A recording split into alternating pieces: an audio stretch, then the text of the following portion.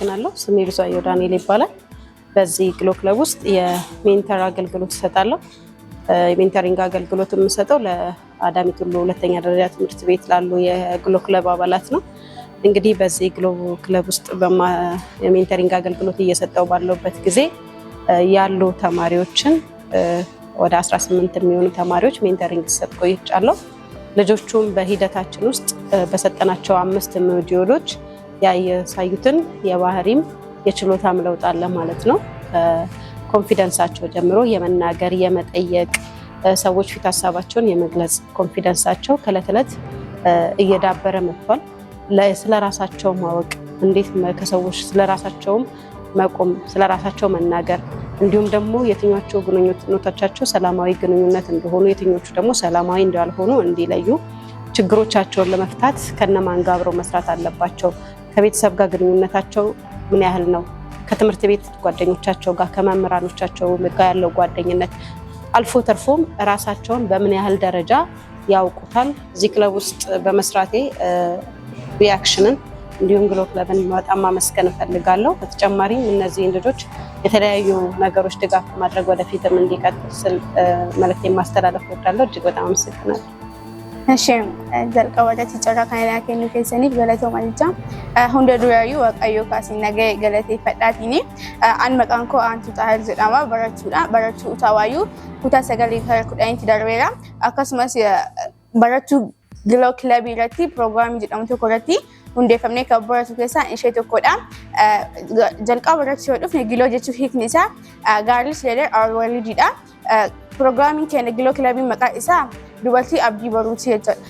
Dubartiin abdii baruuti kan jedhu as keessatti baradha. Ani barnoota kana seenuun dura konfideensii self advocacy kanneen wantoota baay'ee hin qabu ture. Garuu haga kilabii kana keessa seenee konfideensii self advocacy itti gaafatamummaa kiyya mirga dirqama kiyya kanneen hunda beekuu danda'eera. Mujulli shan barannaa barnoota kana irratti self advocacy relationship power of girls community decision making dha. Kanneen kunni hundinuu mujulli 8 jala qabata. Kanneen keessaa kan jireenya mujulli tokko farratti ilaalle self advocacy yoo ilaalle self advocacy jechuun sagalee ofiif ta'u wabii ofiif ta'u jechuudha. Wabii ofiif ta'u jechuun mirga ofii beeknee dirqama keenya beeknee maaltu mirga kiyya maaltu dirqama kiyya jennee akka beeknuuf kan nu gargaarudha. Advocate jalqaba of beekuudha. Kazaan self advocate ofiif wabii taanee namoota ofiif wabii ta'uu hin dandeenye kan gargaaru jechuudha. Relationship itti ta'uu dhufnu hariiroon bakka lama qoodama. Hariiroo gaarii fi hariiroo badaa. Hariiroo gaarii kan jennuun pozitiivii kan ta'edha. Hariiroo badaa kan jennuun immoo negeetiivii kan ta'e. Hariiroo gaarii kan jennuun kanneen hawaasa keenya bira fudhatama qabanii. Fakkeenyaaf hariiroo gaarii kan jennuun nama kabajuu, wal danda'uu, gaddaaf gammachuu waliin qooduun kun hariiroo gaarii jala ramadama. Hariiroo badaa kan jennuun immoo kan hawaasa keenya biratti fudhatama hin qabne jechuudha. Fakkeenyaaf hatuu, kijibuu, sobuu kunni hariiroo badaadha. Decision making itti yoo dhufnu immoo kan sadaffaa murtii murteessuudha. Decision making irratti murtii murteessuuf maaltu nu barbaachisa? Yoo murtii kana murteessine maal kana booda maal taana? Yoo murteessine yoo maal taana kan jedhu irratti murtii murteessuuf dura karoora baafachuu qabna, dandeettii qabaachuu qabna, obsa qabaachuu qabna, wanta dhugaa ta'e irratti immoo murteessuu qabna jechuudha. Wanta dhugaa hin taane irratti yoo murteessine galmaan ga'uu hin dandeenyu. Akkasumas karoora yoo hin qabaanne galmaan ga'uu hin dandeenyu. Karoora decision making irratti smart ta'uu qaba.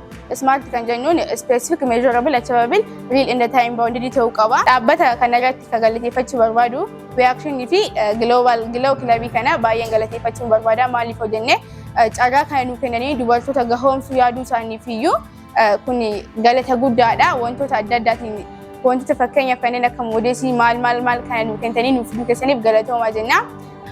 እኔ በባቱ ወይ ደግሞ ዝዋይ ኡታዋዩ ሃይስኩል ላይ 20 ልጆችን ሜንተር ሲያደርግ ነበረ። ይህም ያዘጋጀኋቸው በሪሌሽንሺፕ ዲሲዥን ሜኪንግ ላይ the power of girls self advocacy እና ኮሚኒቲ በሚሉ 5 ሞጁሎች ላይ ነው።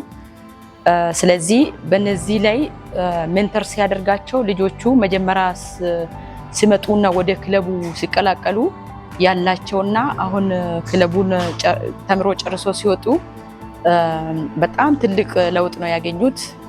በእነዚህ ሞጁሎች ላይ ያሉትን እውቀቶች በሙሉ ወደ ራሳቸው በሚገባ ተገንዝበው ብዙ ችሎታዎችን አሳድገው በቅተው ነው ያየኋቸው እነዚህ ልጆች። ስለዚህ እነዚህ ልጆች ወደፊት ደግሞ ይሄን ያገኙትን እውቀት ወደፊት ሌሎች ግሩፖችን ማስተላለፍ የሚችሉ ልጆች ሆኖ ነው ያስተዋልኳቸው።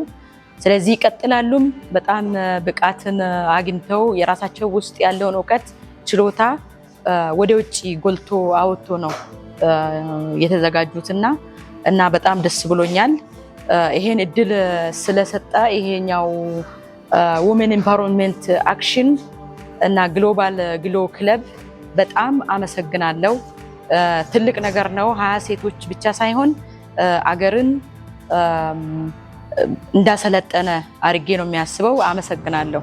ካንኮ በሻዱ በድር ጀና ከናን በረዶ አስኩል ሰደርካ ለማፋ ቆታሰ ከሊጋ ቆደን ደረበ ጅራ ደግሎ ብለው ሄነሲኔ ጅጅራን ጉዳ ፈረጥ ያርገን ጅራ ጅጅራን እንተኮ አንፈረጥ ያርገ ኮንፊደንስ ጀም በቃ አካታ ቲና ማፎዳ በእት ልበቹ ደንዶ ግሎበለ ከሰ ወንት ነው ወራኔ ወንተ ሸን ፖንት ሸን ከሰ እንተኮ እንጀልቀባ አድቮኬሲ ጀቹን ነማፍዳበቹ ሰልፍ አድቮኬሲ ጀቹን ደግሞ ኦፊ ኬቲ ፈርጋዳበት ወደ አካታ ittiin dubbattu ofii keetiif erga barteen booda namaaf advocacy gochuu dandeenya. Inni sun dammoo advocacy jedhama kanamaaf dubbattu sun. Self advocacy immoo ofii dubbachuu ofiif xabaqa ta'u. Inni kun dammoo boundary jechuun daangaa ofii eegsisi daangaa ofii eegu. Daangaa ofii jennu kana dammoo akkaataa ittiin mirga keenya ittiin ibsannuu fi ittiin daangaa jedhama. Inni sun dammoo boundary dha. Kun dammoo relationship jechuun hariiroo hawaasa walitti qabnu jechuudha. Hariiroon hawaasa walitti qabnu kana akkaataa ittiin ibsinu confidence yoo qabanne ibsuu dandeenya. Inni dhuma dammoo community jechuun akkaataa bakka aadaa saba tokkoo uffannaa fi wantoota garaagaraa reakshinii fi giloo kilabii dhaabbata addunyaa galateeffachuun barbaada. Akkasumas manneen barnootaa